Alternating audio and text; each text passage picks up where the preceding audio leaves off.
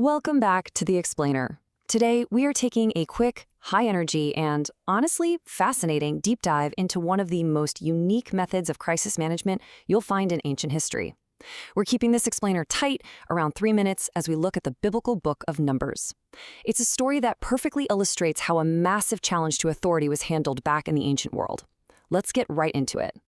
Okay, let's dive into this. How do you actually settle a massive rebellion overnight? I mean, really, imagine you're leading a nation and the people are just absolutely turning on you.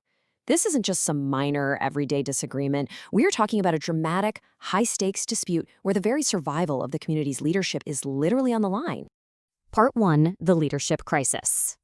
To really understand the gravity of this situation here, we've got to look at the immediate context. Moses and Aaron were facing this overwhelming wave of dissent. Look at this quote straight from the text. "The murmurings of the children of Israel, whereby they murmur against you." Now, that specific word, murmurings, is absolutely crucial. It wasn't just a one-off grievance, It was this continuous toxic complaining that had escalated into a literal existential threat to their entire society. It was like a virus spreading through the camp. Part 2, the 12-rod test. So to stop this complaining once and for all, God dictates this strict, undeniable divine experiment. Step 1, they collect 12 wooden rods, one for each ancestral house.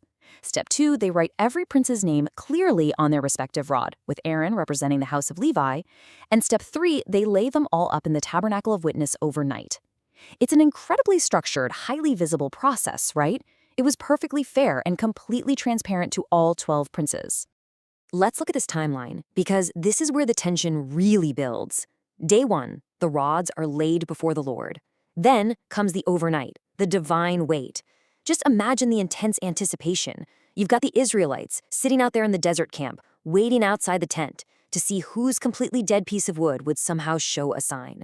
Finally, on the morrow, the next morning, Moses walks into the tabernacle.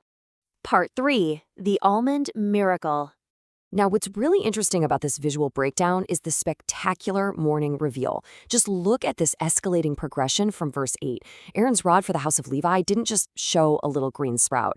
It was budded. It brought forth buds. It bloomed blossoms. And it yielded fully formed almonds. Are you kidding me? A completely dead, dry piece of wood rapidly progressed through an entire agricultural life cycle in a single night. No way you can argue with that. And the result of that miracle is captured right here. Moses is commanded to bring Aaron's rod again before the testimony, to be kept for a token against the rebels. So this miraculous almond branch was ordered to be put back on permanent display.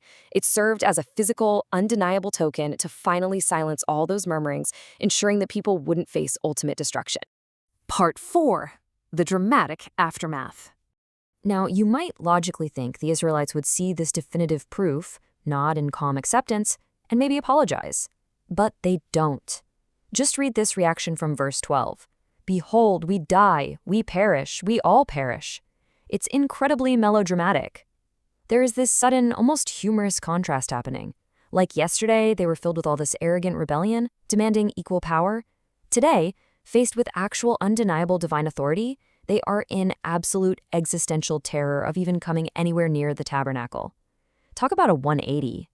Which brings us to a fascinating final question to wrap up this explainer. Is definitive proof actually enough to cure human rebellion, or does it simply transform our loud complaints into sheer fear? It is amazing how this ancient overreaction so perfectly mirrors human nature today. I mean, the evidence was right there in front of them, but it didn't necessarily change their hearts, right? It just terrified them into silence. That's definitely a memorable thought to ponder the next time you try to settle an argument with hard facts. Thanks so much for joining me for this explainer, and keep learning.